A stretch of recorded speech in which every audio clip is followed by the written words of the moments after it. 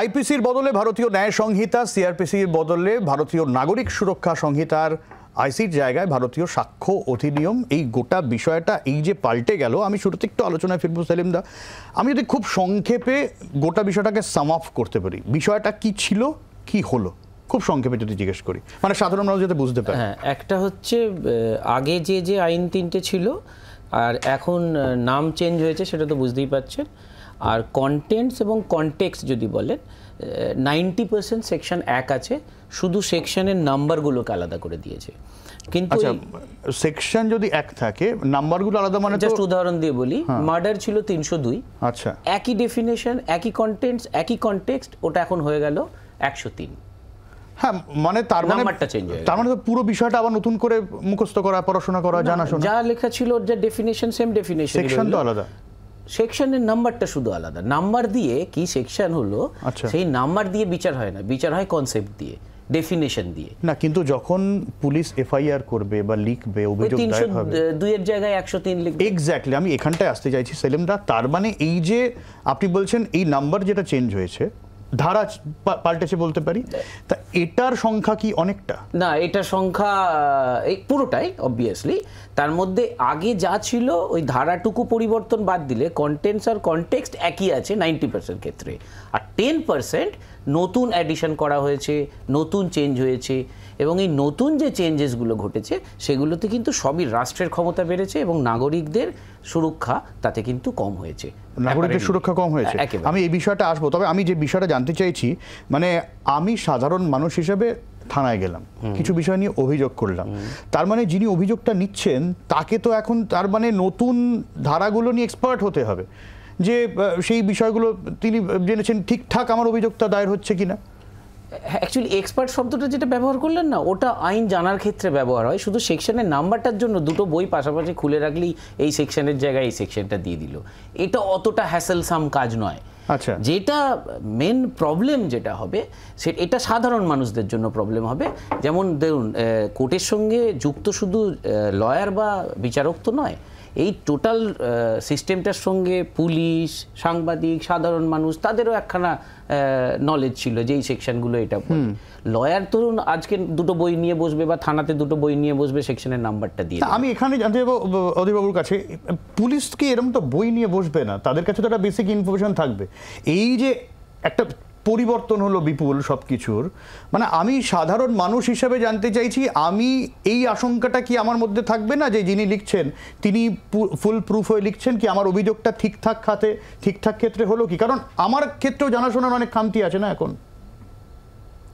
এখানে দু তিনটা জিনিস ক্লিয়ার করে দিতে চাইবো। প্র্যাকটিক্যালি এখন যে কমপ্লেনগুলো যায় থানাতে, যিনি ভিকটিম উনি নিজেই লিখে নিয়ে যান, অথবা ওনার হয়ে যদি কেউ লিখে দেয় তাহলে লেখক বলে একটা মানে সার্টিফাই করে দিতে হয়। পুলিশ স্টেশন লেভেলে যে কাজটা থাকে মেনলি, যেটা পশ্চিমবাংলার ক্ষেত্রে বলা হয় officer in charge of the police station, সিআরপিসিতে যেটা ডিফাইন্ড ছিল এসএচও, তো সে মানে কোন অপরাধ হয়েছে সে ধারাগুলো দেওয়াটা কাজ কিন্তু অফিসার ইনচার্জের থাকে। সেটা বর্তমান যে নতুন আইন এসেছে ওখানে এটা পরিবর্তন হচ্ছে না। আচ্ছা, তো ধারাগুলো যে চেঞ্জ হচ্ছে সেটা যিনি অফিসার ইনচার্জ আর অন্যান্য যে পুলিশ স্টেশনের অফিসার কর্মীরা আছেন তাদের এটা জানতে হবে। আজকে আমি একটা টেলিভিশন নিউজ আইটেমে দেখছিলাম, ইউনিয়ন হোম মিনিস্টার উনি বলছিলেন যে সারা দেশে প্রায় 11 লাখ মতন স্টেট পুলিশ, 19 lakhs স্টেট পুলিশে অফিসার কর্মীরা আছেন।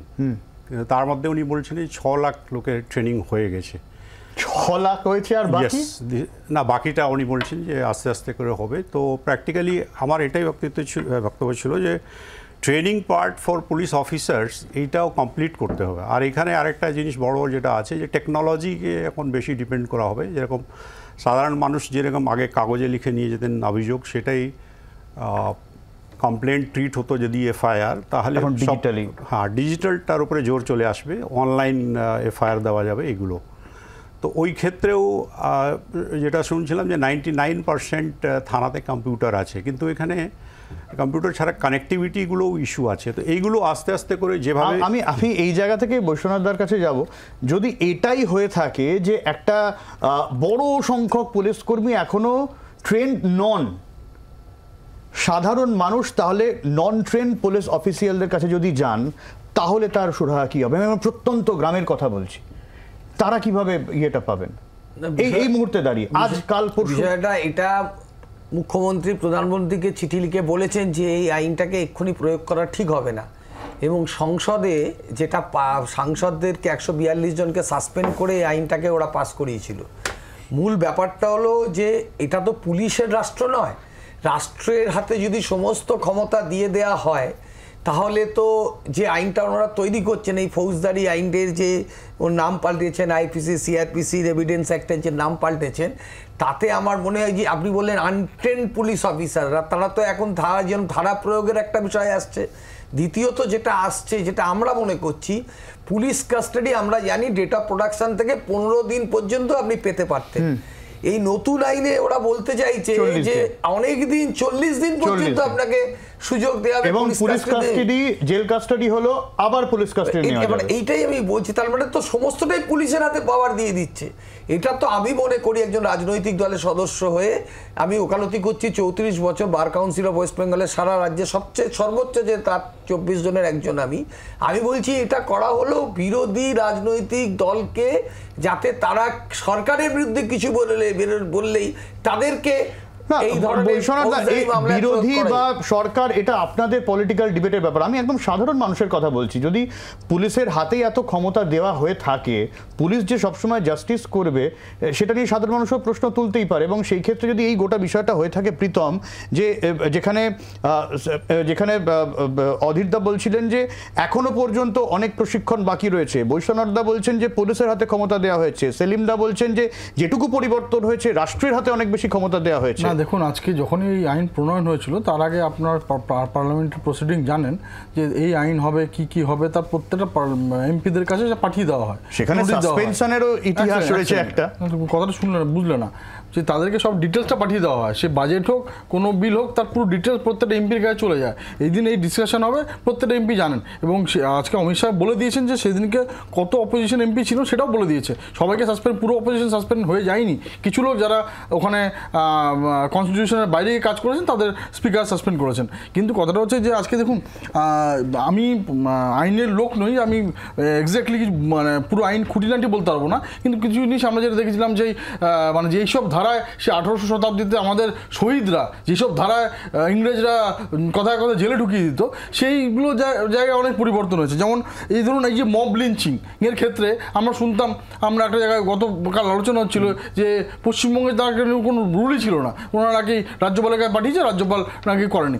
আজকে বুঝতে পারছি রাজ্যপাল করেনি, বিকজ এই মব লিঞ্চিংয়ের একটা ধারা অলরেডি এই নতুন যে আইন সেখানে দিয়ে দিয়েছে। আজকে বাচ্চাদের গ্যাং রেপের ক্ষেত্রে সেটা অলরেডি ফাঁসির নিদান বা সেটা দিয়েছে। আজকে আমি দেখছিলাম শুধুমাত্র মানুষের জন্য না, যদি কোনো পশু পাখিরও যেরকম আমরা দেখেছি রাস্তাঘাটে মেরে দেয় বা বিষ খাইয়ে দেয়, তাদের জন্যও এখানে প্রফেশন আছে। তো সুতরাং আমরা যেটা বলি যে আজকে মানে আমরা শুধু মানে আইনটা শুধুমাত্র এই মানুষের ক্ষেত্রে সেরকম না, এই পৃথিবীতে বা দেশে যে প্রত্যেকটা জীব জন্তু সবার জন্য কিছু ধারা প্রয়োগ করা উচিত, সেটা সবটাই আমার মনে হয় সংহিতাতে আছে, ন্যায় সংহিতাতে আছে। আচ্ছা সেলিমদা, এইরকম একটু বিষয়টা আমি জানতে চাইবো, অ্যারেস্ট উইদাউট ওয়ারেন্ট, এই বিষয়টা নিয়ে খুব চর্চা চলছে, পার্টিকুলার বিএনএস এর 172(2) এই বিষয়টা। দেখুন, কগনিজেবল অফেন্স হলে আগেও অ্যারেস্ট করা যেত উইদাউট ওয়ারেন্ট, এখনও সেটা উইদাউট ওয়ারেন্ট, এখনও অ্যারেস্ট করা যাবে কগনিজেবল অফেন্সে। বাট প্রশ্ন হলো, পুলিশ একজনকে অ্যারেস্ট করে কত দিন পর্যন্ত পুলিশের কাস্টাডিতে রাখতে পারে, বা একটা রিজনেবল কত পিরিয়ডের পর বেল পেতে, যেটা বৈষ্ণবদা বলছে, বেল পাওয়াটাই হচ্ছে রুল। বেল রিজেকশন কিন্তু সেটাকে এক্সেপশন হিসেবেই ধরা হয়। এখানে 14 দিন আগের পিসির টাইম ছিল, এখনও 14 দিন টোটাল নিতে পারবে। কিন্তু এত স্মার্টলি এই অ্যামেন্ডটা করলো, করে ওটাকে 40 দিন বা 60 দিন, স্ট্যাটিউটারি পিরিয়ড 60 বা 90 দিনের হিসেবে একটু জটিল ওটা, বাট আপাতত বলি 60 দিন বা 40 দিন পর্যন্ত এই 14 দিনটাকে ভেঙে ভেঙে নিয়ে যেতে পারবে।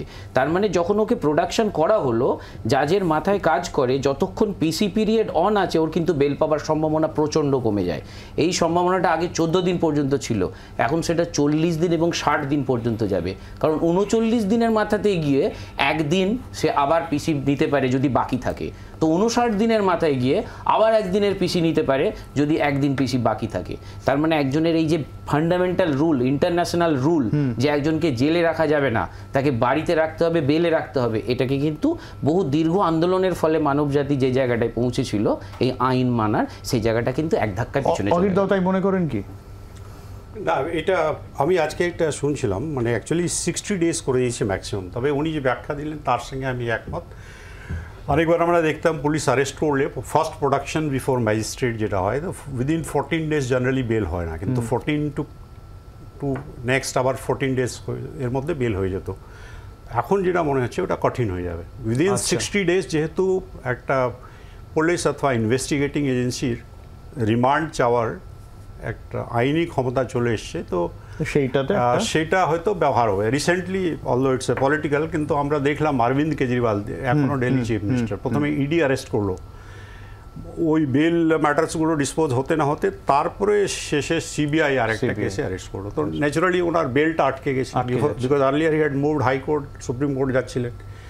তো এইটা এখন এরপরে যদি কোনো ক্রিমিনাল কেসে একটা লোক অ্যারেস্ট হলে আমার মনে হয় আপ টু 60 ডেজ বেল পাওয়াটা কঠিন হয়ে যায়। কিন্তু বৈষ্ণবদা, কেন্দ্রের মতে বা অমিত শাহর মতে অনেক কিছু গুরুত্বপূর্ণ জিনিস আছে, বিশেষ করে মহিলাদের ক্ষেত্রে যে বিষয়টা সামনে আনা হয়েছে। মহিলাদের ক্ষেত্রে একগুচ্ছ প্রোটেকশন, এবং 14 বছরের নিচে যদি কাউকে ধর্ষণ করা হয় তার মৃত্যুদণ্ড পর্যন্ত দেওয়া হয়েছে। সিডিশনের যে ডেফিনেশন ছিল সেটা সময়ের সাথে সাথে চেঞ্জ করা হয়েছে, এই বিষয়গুলো তো ইমপ্লিমেন্ট করা হয়েছে। প্রথমত যেটা টেরোরিজম, হ্যাঁ, টেরারিস্ট অ্যাক্টে এখন বিজেপির বিরুদ্ধে বললেই টেরারিস্ট অ্যাক্ট অ্যাপ্লাই হবে, ইউপিএ ধারা প্রয়োগ করার দরকার নেই, সরাসরি পারবে, এই ধরনের অভিযোগও আসছে।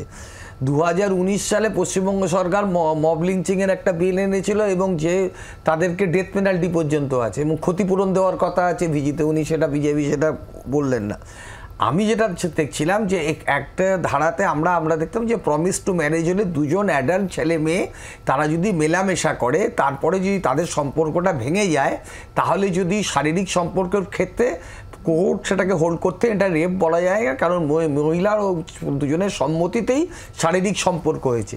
এখানে বলা হচ্ছে যদি মেয়েটি বলে যে আমার সঙ্গে বিয়ের প্রতিশ্রুতি দিয়ে শারীরিক সম্পর্ক করা হয়েছে, তাহলে 417 ধারা যেটা আমাদের ছিল যে প্রমিস টু ম্যারেজ, সেটাকে এখন এমন একটা কথা বলা হচ্ছে যে তাতে ছেলেটিকে রেপের আওতায় আনা যায়। এই জায়গাটাতে এইখানে তো এই বিবাহের প্রতিশ্রুতি দিয়ে সহবাস, আমরা এই ধারার বহু অপব্যবহার দেখেছি, শাস্তিযোগ্য বিষয় রয়েছে, আমি সেটাকে ডিনাই করছি না, কিন্তু এর ফলে কি মনে হচ্ছে না আপনি যেটা বললেন, মানে আমার কারুর 10 বছর কারোর সাথে সম্পর্ক আছে, তারপর সেই সম্পর্ক ভাঙার পরে যদি উল্টো দিক থেকে অভিযোগ আসে যে এরকম মিথ্যা প্রতিশ্রুতি দিয়ে সহবাস করেছে, তাহলে তো ভয়ঙ্কর ব্যাপার।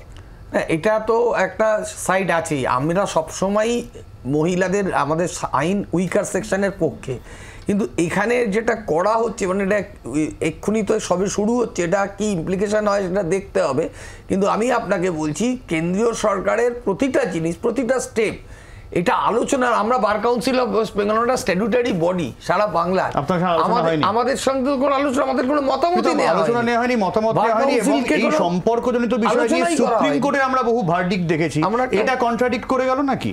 না দেখুন, আজকে আমরা দেখেছি যে খুব রক্ষণশীল হয়ে যাচ্ছে, আমরা দেখেছি যে বিভিন্ন রকম ভাবে আজকে যেভাবে মেয়ে পাচার হয়, আমরা দেখেছি নানা রকম কেস, আমরা দেখেছি যে বিয়ের প্রতিশ্রুতি দিয়ে তারা বিয়ে টিয়ে করে গিয়ে সোজাসুজি গিয়ে দুবাইতে বিক্রি করে দেয়। আজকে তার জন্য মানে আজকে দেখুন প্রত্যেকটা আইন তো মানুষের জন্য, আইন তো মানে আমরা যারা যারা সহ একসাথে বাস করি পৃথিবীতে তাদের প্রত্যেকের জন্য। ওই যে আমি যেরকম হলো একটা কুকুর বিড়াল গরুকে মারলেও তার প্রফেশন যেমন আছে, সেমনি একটা মেয়েকে আপনি মিথ্যে কথা বলে তার সাথে আপনি রয়ে গেলেন, তাকে বিয়ে করলেন, তারপর গিয়ে তাকে বেচে দিলেন, তারপর মব লিঞ্চিং করে, সবার জন্য কিছু না কিছু এখানে আছে। এবার 100% দেখুন আজকে হয়েছে, আমরা আলোচনার জন্য এটা তো পার্লামেন্টে এসেছিল, আলোচনা না করে এরা যদি ওখানে গিয়ে মারপিট করে, কথাটা আপনি এর আগের ভিডিওগুলো যদি চালান আপনার আর্কাইভে, ওখানে দেখবেন বারবার সরকার আলোচনা চেয়েছে, পার্লামেন্টের কাজই হচ্ছে আলোচনা চাওয়া। ওই দেখছেন না আপনার প্রেসিডেন্ট ভাষণের পর আলোচনার জন্য কথা বলা হচ্ছে, অথচ সরকার অন্য জায়গায় চলে যাচ্ছে, আলোচনার জন্য টাইম আছে, না। ওখানে তো ওদের প্রত্যেকটা এমপিকে তার জন্য যে এই দিন এই আলোচনা হবে সেই জন্য তার পুরো ডিটেলস চলে যায়, ওনারা জানতেন তবু ইচ্ছা করে এটা করেছেন যেন এটাকে নিয়ে পলিটিক্স করা যায়। পলিটিসাইজ করলে সব কিছু হয় না। ভারতবর্ষ যখন একসাথে আমরা একটা আইন প্রণয়ন করছি সেটা তো একমাত্র আমরা ধরুন আজকে পশ্চিমবঙ্গে আমরা দেখেছি পুলিশই এখানে কীভাবে নির্যাতন করে, কী করে আপনার একটা ভোট হয়। এই যে আমরা দেখছিলাম যে আপনার চোপড়াতে যেসব ঘটনা ঘটছে, তো একজন বলে দিচ্ছে মুসলিম রাষ্ট্র। তো এই যে ব্যাপারগুলো যে আজকে এখানে তো আমরা বিরোধী, তো এখানে তো ওনারা আইনকে অন্যরকম প্রয়োগ করতে পারেন। তো ভারতবর্ষ যখন আইন প্রণয়ন হবে কে কিভাবে সেটাকে মিসগাইড করবে কোন রাষ্ট্র, যে কারণ যে মানুষ তো এটা বিশ্বাস করে যে কোনো যেমন এমএলএ কালকে বলে দিল মুসলিম রাষ্ট্র সেই জন্য সারিয়া আল্লাহতে ওকে পেটানোর ঠিক আছে। তো একজন যখন কনস্টিটিউশন মেনে একটা পদে যায় সে যে মিসইউজ করবে সেটা আমরা আমাদের চেতনা মতো সনাতনী চেতনার মতো সেটা বিশ্বাস করে না। সেই জন্য আজকে কোর্টে গীতা বা বিভিন্ন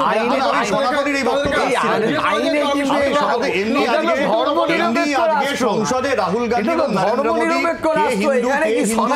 একটা বিতর্ক হয়েছে, আমি বিতর্কে আসছি না। একটা ইন্টারেস্টিং পয়েন্ট আমার বিরতিতে আলোচনা হচ্ছিল, 420 কথাটা খুব প্রচলিত, কমল হাসানের চাচি 420 দেখেছিলাম সেলিমদা, ওইটা গেল আর নেই, তাই তো এখন 318। যে আমরা কথায় কথায় বললাম এই 420 গিরি করিস না, মানে সাধারণ মানুষের মধ্যে একখানা অ্যাওয়ারনেস ছিল, সেই অ্যাওয়ারনেসটাকে হঠাৎ করে এইভাবে কেটে একদম ফেলে দেওয়ার কোনো দরকার ছিল না। যেটা আর যদি কিছু অল্প বিস্তর চেঞ্জ করার থাকতো সেটা অ্যামেন্ড করে দিলেই হতো, যেটা আমরা এত বছর ধরে দেখে এসেছি এবং সমস্ত বিশ্বের দেখে এসেছি। এই নাম যে পরিবর্তন করলো, এই যারা পরিবর্তন করেছে বা আমার মনে হয় তাদের কারো ফার্স্ট ল্যাঙ্গুয়েজ সংস্কৃত বলে মনে হয় না, অথচ নামটা সংস্কৃতে দেওয়া মানে কিন্তু এগিয়ে যাওয়া নয়। কেউ বলছে না প্রোগ্রেসিভ, একেবারেই প্রোগ্রেসিভ না, কিন্তু আমাদের ইন্টারন্যাশনালের সঙ্গে চলতে হবে। আমার যে প্রশ্নটা ছিল যে এই ব্রিটিশ আমলের আইন বদলের কথা বলছেন, এতে কি আদৌ ন্যায়ের বিষয়টা জোরদার হলো, যেরকম সরকার দাবি করছে যে এতে ন্যায়ের কথা বলা হয়েছে? এটাতে এই যে ট্রান্সজেন্ডারদের এগেইনস্টে বা কোনো আনন্যাচারাল সেক্সুয়াল অফেন্সের যে সেকশন ছিল সেটাকে কিন্তু পুরো অমিট করে দিল।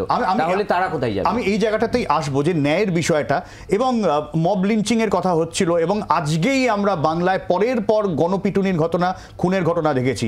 এই আইন লাগু হলে সেগুলো বন্ধ হবে তো, ন্যায় মিলবে তো? আলোচনায় ফিরবে একটা ছোট্ট বিরতির পর, সঙ্গে থাকবে।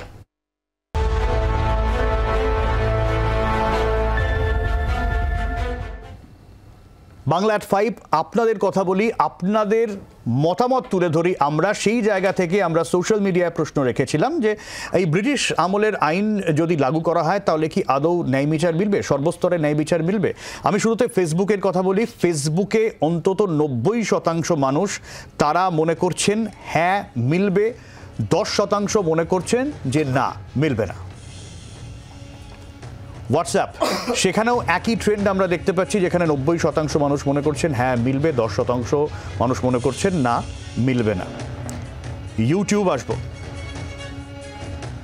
ইউটিউবে 75% মানুষ বলছেন হ্যাঁ, 25% মানুষ বলছেন না। এক্স স্যান্ডেলে যদি আসি, সেখানে মতামতটা একটু কাছাকাছি রয়েছে, কারণ 55 এবং 45, 55% তারা বলছেন হ্যাঁ মিলবে, না মনে করছেন 45%। আর ইনস্টাগ্রাম, সেখানে ফেসবুকের ট্রেন্ডটা আমরা লক্ষ্য করছি, 90% মনে করছেন হ্যাঁ বিচার মিলবে, আর 10% মনে করছেন না। আমি ঠিক এই জায়গা থেকে বৈষ্ণবদার কাছে আসব। তাহলে কি বিচার ব্যবস্থার প্রতি একটা বীতশ্রদ্ধ হতে হতে, বিরক্তি ধরতে ধরতে সাধারণ মানুষ তাদের নানান অভিযোগের পাহাড় জমতে জমতে নতুন ব্যবস্থায় তারা আস্থা রাখতে চাইছেন? এবং আমরা মব লিঞ্চিংয়ের কথা হচ্ছিল, তারকেশ্বর থেকে শুরু করে কলকাতা, বিভিন্ন জায়গায়, তাহলে তো আমরা এক্সপেক্ট করতে পারি এবারে বিচার মিলবে, এবং এটা তো স্টেট পুলিশকেই তো ইমপ্লিমেন্ট করতে হবে, সে যতই বিরোধী মানে শোরগোল ফেলুক না কেন। মব লিঞ্চিং এর ব্যাপারে তো আমি অলরেডি বললাম, ওয়েস্ট বেঙ্গল গভর্নমেন্ট তাদের বিধানসভায় বিল নিয়েছিল 2019 সালে, ডেথ পেনাল্টি এবং বিভিন্ন, যেটা রাজ্যপাল আটকে রেখেছেন। তা আপনি মব লিঞ্চিং বলে আপনি উত্তরপ্রদেশ কেন বলছেন না, আপনি রাজস্থান কেন বলছেন না?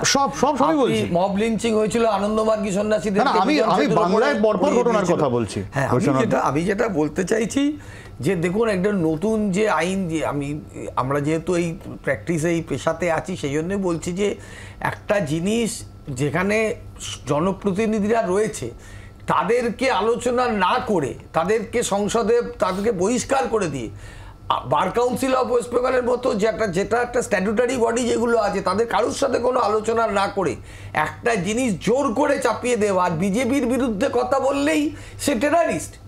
আর যে দেশের প্রধানমন্ত্রী বলেন যে পোশাক দেখে নাকি একটা সম্প্রদায়কে বোঝা যায় কাদের সন্তান বেশি হয়, এটা একটা প্রধানমন্ত্রী বলেন, সেখানে কি আইন দেশের করা খুব সংক্ষেপে সেলিম দা। দেখুন, আমার from lawyer point of view থেকে দুটো জিনিস মনে হয়েছে। সেটা হয়েছে হিউম্যান রাইটস এবং ডিগনিটি। হিউম্যান ডিগনিটি কিন্তু এই জায়গায় বেশ কিছু জায়গায় ইনফ্রিঞ্জ হয়েছে। কীরকম? হ্যান্ডকাপ পরানোর কথা ফিরে এসছে, যেটা দীর্ঘ হিউম্যান রাইটস আন্দোলনের ফলে বলা হয়েছিল একজন যতক্ষণ না দোষী হচ্ছে তার যাতে সোশ্যাল রেসপেক্ট, সোশ্যাল ডিগনিটি মনে করলে হ্যান্ডকাপ পরাতে পারে, 1 নম্বর। 2 নম্বর, টেররিস্ট অ্যাক্ট কিন্তু এই কথার কথা এই চর থাপ্পড় মারার মতন জিনিস নয়। এতদিন টেররিজম অ্যাক্টে ফেলতে গেলে তাকে ইউএপি এর মধ্যে আনতে হতো এবং একখানা অ্যাটলিস্ট স্টেটের পারমিশনের দরকার পড়তো। এখন কিন্তু সেটা থানা লেভেলে সুপারিনটেন্ডেন্ট মনে করলেই টেররিস্ট অ্যাক্টে আনতে পারবে এবং বেলের প্রভিশনটা বলে দিই। আমার সময় একদমই কম, খুব সংক্ষেপে অধিবাবু, আমি যদি এই আইনের জটিলতায় না গিয়েও সাধারণ মানুষ কি মনে করতে পারে যে হ্যাঁ এইবার ন্যায় বিচার মিলবে, নাকি যে কে সেই একই লুপ? আমি যেটা বলবো, অবজেক্টিভটা খুব ভালো আছে। অবজেক্টিভ এটাই আছে যে ন্যায় ব্যবস্থাটা খুব দ্রুতগতিতে যাবে, যেটা আজকে ইউনিয়ন হোম মিনিস্টার দাবি করছিলেন যে এই পুরো ইনফ্রাস্ট্রাকচারগুলো মডার্নাইজ করতে, আপগ্রেড করতে এখনও 3-4 বছর সময় লাগবে। কিন্তু তারপরে উনি দাবি করছিলেন যে এটা হয়ে গেলে একটা মানুষ যদি অভিযোগ করার 3 বছর মধ্যেই আপ টু সুপ্রিম কোর্ট বিচার পেয়ে যাবে। যেটা আমি অনেকবার ট্র্যাক করি, মার্ডার কেসগুলো ইউজুয়ালি আপনি বলছেন অ্যাক্সেসিবল হবে আরো না, মানে লাস্ট আপিল সুপ্রিম কোর্ট 3 বছরের মধ্যেই। মানে আমার সময় একদমই শেষ, আপনাকে থামাতে হচ্ছে। আমি প্রীতমকে খুব সংক্ষেপে শেষ করব। দেখুন, আমরা মানে ছোট আমি যতটুকু বুঝেছি আর কি, দেখুন এর আগে আমরা পঞ্চায়েত ইলেকশনে পশ্চিমবঙ্গে দেখেছিলাম যে আমাদের নিজেদের কার্যকর্তারা বা জনগণরা এফআইআর দিতে পুলিশ থানায় গেলে সেখান থেকে বিরোধী দলের লোকেরা মেরে তাড়িয়ে দিত। এখন এখানে আমরা দেখছি যে ইমেল করেও, যেটা দাদা বলছিলেন, করেও ইলেকট্রনিক মাধ্যমেও কমপ্লেন করলে সেটা আচ্ছা, তো এই ব্যাপারগুলো, আচ্ছা ঠিক আছে, আমার সময় একদমই শেষ। কিন্তু অবশ্যই আমরা নজর রাখবো সাধারণ মানুষ তারা ন্যায় পাচ্ছেন কিনা, বিতর্ক তো তারপরে থাকবে। আপাতত এই পর্যন্ত, এরপরে দেখুন হ্যালো কলকাতা শুক্লার সঙ্গে থাকুন জি 24 ঘন্টা। বাংলার আওয়াজ, বাঙালির আবেগ, জি 24 ঘন্টা।